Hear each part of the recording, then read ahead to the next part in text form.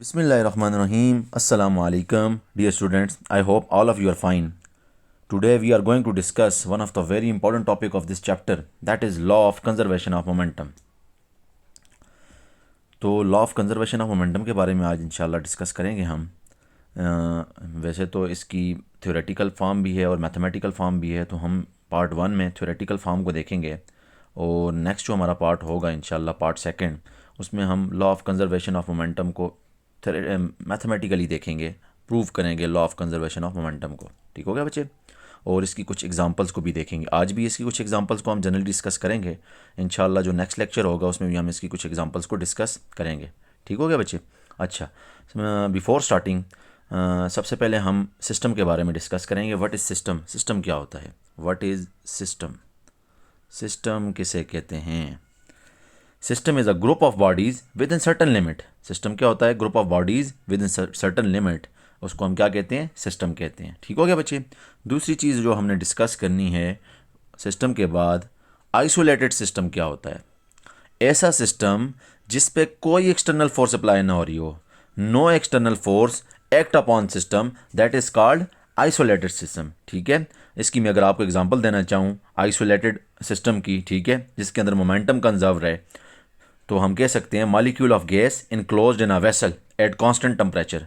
ठीक है, गैसेस के जो मॉलिक्यूल्स होते हैं जो एक ही वेसल के अंदर इनक्लोज्ड हों और उसका टेम्परेचर भी क्या हो? कांस्टेंट हो, तो ऐसे सिस्टम को हम क्या कहते हैं? Isolated system of interacting bodies. क्यों? उसके अंदर जो मॉलिक्यूल्स की जो मोशन होगी वो रैंडम होगी, तो वो एक दूसरे से आपस में इंटरेक्ट करेंगे। ठीक है, तो जो मोमेंटम रहेगा वो कंजर्व रहेगा, आइसोलेटेड सिस्टम होगा, कोई बाहर से एक्सटर्नल फोर्स अप्लाई नहीं हो रही होगी इसी बॉडी पे, क्योंकि वो जो आपके पास वेसल है वो क्या है? इनक्लोज्ड है, तो कोई एक्सटर्नल फोर्स अप्लाई नहीं होगी। ऐसे सिस्टम को आप क्या कहते हो? आइसोलेटेड सिस्टम कहते हो। ठीक है, तो कौन सा होता है आइसोलेटेड सिस्टम? क्या होता है? जिस पे कोई एक्सटर्नल फोर्स अप्लाई नहीं करती। ठीक हो गया बच्चे? तो ये दो कंसेप्ट आ गए। तीसरा कंसेप्ट आपके पास है law of conservation of momentum का, कि law of conservation of momentum क्या होता है। अच्छा, अब लॉ ऑफ कंजर्वेशन मोमेंटम क्या होता है? When two bodies act upon one another, जब दो बॉडीज़, आपके पास दो बॉडीज़ हैं, दो बॉडीज़ एक दूसरे पे फोर्स अप्लाई करें। ठीक है, एक दूसरे पे क्या करें? फोर्स अप्लाई करें। Their total momentum remain conserved, तो उनका टोटल मोमेंटम क्या होता है? कंजर्व रहता है। ठीक है, their total momentum remains constant, constant रहता है, कंजर्व रहता है, provided no external force acting upon it. उनके ऊपर शर्त ये है कि उनके ऊपर कोई एक्सटर्नल फोर्स अप्लाई नहीं होनी चाहिए। मींस कि वो जो बॉडीज़ हों वो किस सिस्टम के तहत काम कर रही हों? आइसोलेटेड सिस्टम के तहत। दो बॉडीज़ हों, वो एक दूसरे के साथ जब टकराती हैं, कोलाइड करती हैं, ठीक है, तो उनका मोमेंटम क्या रहता है? कंजर्व रहता है, कांस्टेंट रहता है। शर्त क्या है? कि वो जो बॉडीज़ हैं, वो जो सिस्टम है वो क्या होना चाहिए? आइसोलेटेड सिस्टम होना चाहिए। ठीक है, और इस डेफिनेशन को अगर देखें तो law of conservation of momentum states when a system of interacting object is not influence ना हो, उन पर कोई एक्सटर्नल फोर्स अप्लाई ना हो रही हो आउटसाइड, एयर रेजिस्टेंस हो सकती है, फ्रैक्शन हो सकती है, ठीक है, तो वो उन पर अप्लाई नहीं होनी चाहिए। ठीक है, the total momentum of system can not change, तो वो क्या कहता है? मोमेंटम ऑफ सिस्टम क्या होगा? कंजर्व रहेगा, चेंज नहीं होगा। ठीक हो गया? तो ये बड़ी कॉमन सी बेसिक सी डेफिनेशन है momentum, law of conservation of momentum की, कि जब भी दो बॉडीज़ आपस में कोलाइड करती हैं तो उनका मोमेंटम क्या रहता है? कंजर्व रहता है। ठीक है, इसको इंशाल्लाह हम प्रूव भी करेंगे अपने नेक्स्ट लेक्चर में, मैथमेटिकली हम इसको प्रूव करेंगे। दो बॉडीज़ हम लेंगे, ठीक है, इसमें भी मैं आपको एग्जांपल बताऊंगा कि आपके पास दो बॉडीज़ हैं फॉर एग्जांपल। ठीक है, ये देखें, दो बॉडीज़ हैं, एक को बॉडी ए का नाम दिया हुआ है, एक को बॉडी बी का नाम दिया हुआ है। एक का मास है m1, दूसरे का मास है m2। ये दोनों बॉडीज़ मूव कर रही हैं, ठीक है, राइट साइड पे समझे मूव कर रही हैं, या आप लेफ्ट साइड ले लें, दोनों की डायरेक्शन एक ही है। ठीक है, दोनों लेफ्ट राइट साइड पे मूव कर रही हैं। इसकी जो वेलोसिटी है बॉडी ए की u1 है, दूसरी की वेलोसिटी को u2 ले लें। ठीक है, मास 1 है, दूसरा का मास 2 है, पहले की जो वेलोसिटी है u1 है, दूसरी की वेलोसिटी u2 है। आफ्टर सम टाइम, कुछ देर के बाद ये दोनों बॉडीज़ एक दूसरे से टकराती हैं। दोनों एक दूसरे से क्या होती हैं? टकराती हैं, कोलाइड करती हैं। तो टकराने से पहले जो इनका मोमेंटम था, टकराने से पहले इन दो बॉडीज़ का टकराने से पहले जो मोमेंटम था वो क्या था? m1u1 plus m2u2। इन दोनों का मोमेंटम क्या था? m1u1। देखें इसका मोमेंटम क्या है? p क्या होता है? mv। तो m1u1 और इसका मोमेंटम क्या है? m2u2। तो इन दोनों को सम कर दें तो दोनों का मोमेंटम कंबाइन क्या बनता है? m1u1 plus m2u2। तो कोलाइड करने से पहले इनका मोमेंटम ये था। अगर आप गौर से देखें, ये लिखा हुआ है टोटल मोमेंटम बिफोर कोलाइजन, तो टकराने से पहले इनका मोमेंटम ये था। ठीक हो गया। अब कुछ देर के बाद ये आपस में जब टकराई, ठीक है, तो टकराने के बाद अब इनके मास में तो कोई फ़र्क नहीं आएगा। ठीक है, दो चीज़ें हैं जिनको हम देख रहे हैं, एक हम मास को देख रहे हैं, दूसरा हम वेलोसिटी को देख रहे हैं। तो मास रिमेंस कांस्टेंट, ये तो मैंने आपको ऑलरेडी बताया था कि मास क्या रहता है, कांस्टेंट रहता है। दो बॉडीज़ आपस में टकरा रही हैं तो उनका मास तो सेम रहेगा, लेकिन उनकी वेलोसिटीज़ के अंदर क्या होगा, चेंज आएगा। ठीक हो गया। अब जब ये से टकराई, जैसे ही आपस में टकराई, तो इस बॉडी ने बॉडी बी ने बॉडी ए पे फोर्स अप्लाई की और बॉडी ए ने बॉडी बी पे फोर्स अप्लाई की। ठीक है, आपने न्यूटन का थर्ड लॉ पढ़ा हुआ है, एक्शन रिएक्शन हुआ।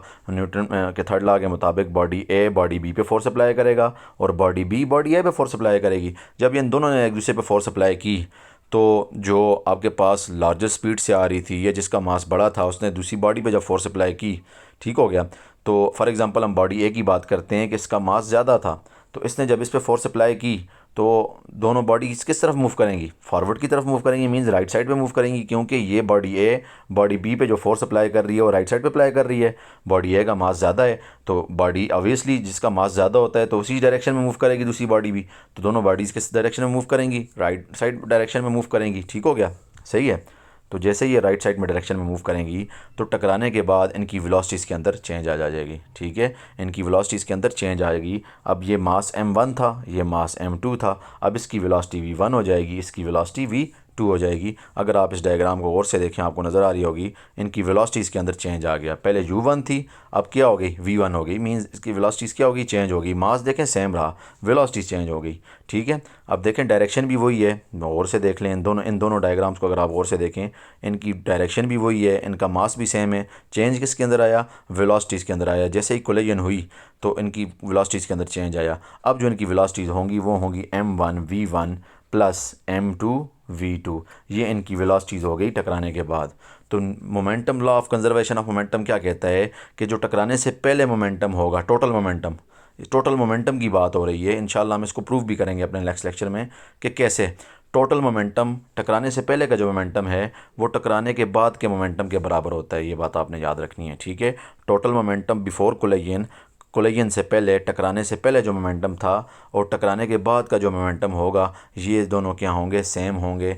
यही law of conservation of momentum है। इसको आपने अपने पास नोट कर लेना है, याद रखना है, क्योंकि नेक्स्ट लेक्चर में हम इसको थ्योरेटिकल इंशाल्लाह प्रैक्टिकली मैथमेटिकली हम इसको डिराइव करेंगे कि कैसे ये एक दूसरे की इक्वल है। ठीक हो गया, इसको अपने पास आपने नोट करना है कि law of conservation of momentum क्या कहता है कि कोलिजन से पहले जो मोमेंटम होता है टोटल मोमेंटम, वो कोलिजन के बाद का टोटल मोमेंटम के बराबर होता है। ठीक है, दोनों मोमेंटम क्या होते हैं, आपस में बराबर होते हैं। मींस अगर हम ओवरऑल मोमेंटम की बात करें तो ओवरऑल मोमेंटम क्या रहेगा, बॉडी का कंजर्व रहेगा, कांस्टेंट रहेगा, चेंज नहीं होगा। बॉडी का ओवरऑल मोमेंटम क्या रहेगा, कंजर्व रहेगा। हम इसकी एक दो एग्जांपलें और भी देखेंगे। ठीक हो गया बच्चे, तो ये भी वही बात हो रही है। ठीक है, अच्छा, इसी तरह ये एक आपके पास एग्जांपल है कि when the scatters stand facing each other, scatters हैं, ठीक है, वो एक दूसरे के फेस टू फेस खड़े हुए हैं। Both scatters have zero momentum, इस टाइम पे दोनों का मोमेंटम क्या है, जीरो है। So total momentum of both scatters is zero, तो दोनों का मोमेंटम क्या रहेगा, टोटल मोमेंटम, दोनों का ज़ाहिर मोमेंटम जीरो है तो टोटल मोमेंटम क्या होगा, जीरो ही रहेगा।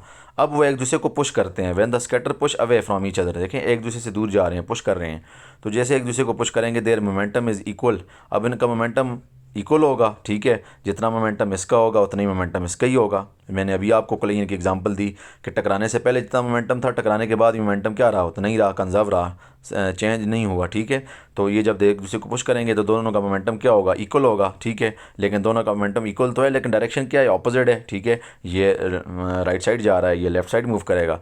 ठीक है, तो अगर आप टोटल मोमेंटम की बात करें तो अब भी टोटल मोमेंटम क्या रहेगा, ज़ीरो ही रहेगा। ठीक है, तो ये भी law of conservation of momentum की एग्जांपल है। ये एक एग्जांपल है, न्यूटन क्रेडल इसे कहा जाता है।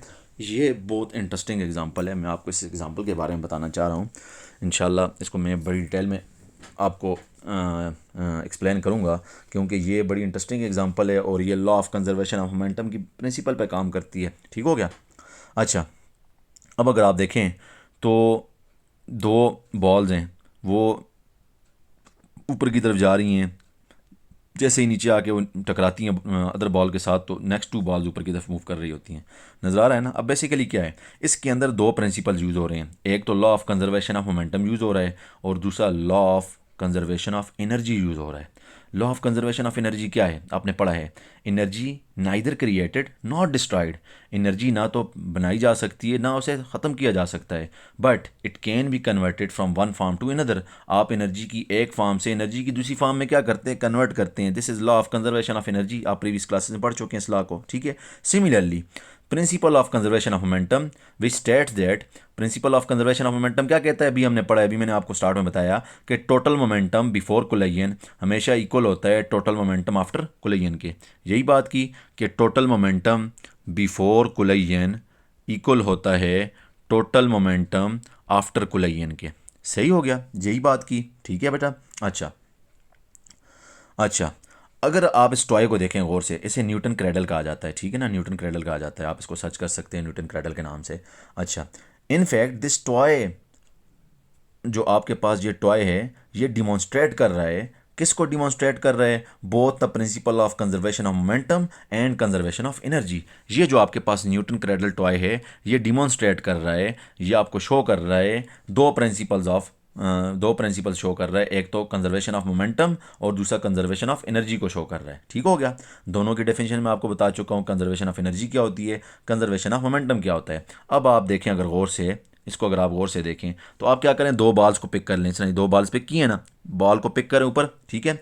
When I pull this ball and release it, ठीक है, मैंने दो बॉल्स को पुल किया और छोड़ दिया, ये देखें दो बॉल ऊपर आई, इनको छोड़ दिया, जैसे ये नीचे की तरफ आएंगी, ठीक है, and release it the collision between the balls happen, तो जैसे ये नीचे की तरफ आएंगी तो कोलिजन होगी, ठीक है, ये नीचे आके टकराएंगी, ठीक है, ये देखें सेंटर में आपको एक बॉल नजर आ रही है, ये दो बॉल नीचे आके सेंटर वाली बॉल से टकराएंगी, तो ये नेक्स्ट दो बॉल ऊपर की तरफ मूव करेंगी, फिर ये वापस नीचे आएंगी, फिर इस सेंटर वाली बॉल से टकराएंगी, फिर ये नेक्स्ट दो ऊपर।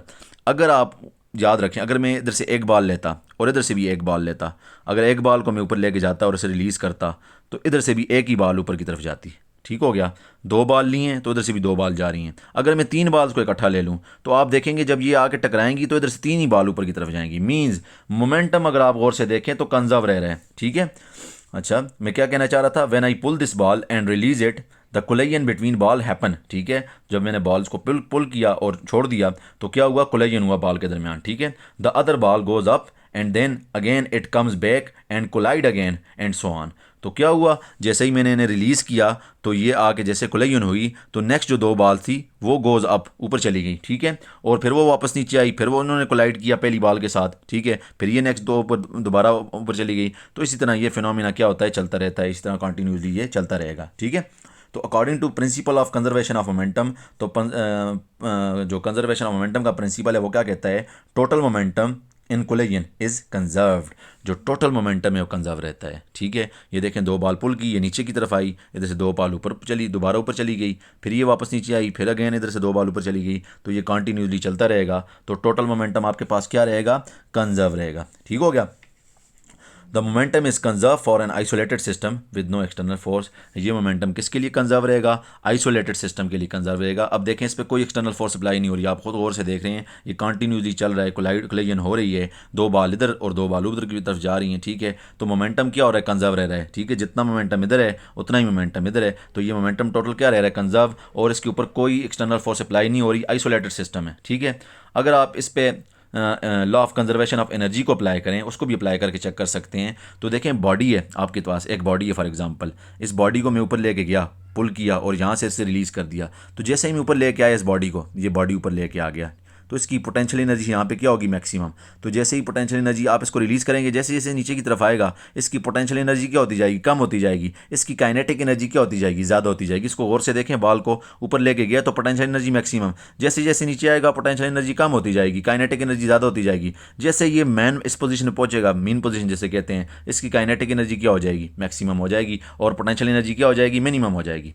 अब ये दोबारा यहाँ से रिलीज ऊपर की तरफ जाएगा, तो जैसे जैसे ये ऊपर की तरफ जा रहा होगा, ठीक है, अपवर्ड मूव कर रहा होगा, तो इसकी पोटेंशियल एनर्जी मैक्सिमम होती जाएगी और काइनेटिक एनर्जी मिनिमम होती जाएगी, ठीक हो गया। तो आप देखें एनर्जी क्या हो रही है, एक फॉर्म से दूसरी फॉर्म में कन्वर्ट हो रही है, from one form to another, ठीक है, फिर दोबारा उसी फॉर्म में जा रही है पोटेंशियल एनर्जी, फिर दूसरी फॉर्म से पहली फॉर्म की तरफ आ रही है, तो एनर्जी भी, टोटल एनर्जी क्या रहेगी, रिमेन कंजर्व्ड, ठीक हो गया बच्चे। तो यही दो लॉज थे जो इस पर अप्लाई हो रहे थे, law of conservation of energy, law of conservation of momentum, यही मैंने आपको बताना था। उम्मीद करता हूँ आपको लेक्चर की समझ आई होगी, ठीक है। इस तरह बिलेट बाल्स को देखें तो ये देखें अगर आप, तो यहाँ पे भी आप जब दो बाल्स फोर्स अप्लाई हो रही है, देखें दो बाल्स उसने वहाँ से दो बाल्स को टिक किया तो आगे भी देखें दो ही बाल्स आगे की तरफ मूव कर रही हैं, ठीक है ना। तो ये वही एग्जांपल है जो मैंने अभी आपको न्यूटन क्रैडल की एग्जांपल दी है, as it is law of conservation of momentum, इस पर भी अप्लाई हो रहा है एज इट इज़, ठीक है ना। टोटल मोमेंटम क्या होता है, कंजर्व रहता है। बात समझ आ गई, उम्मीद करता हूँ इस लेक्चर की आपको समझ आई होगी कुछ मज़ीद एग्जाम्पल्स के साथ,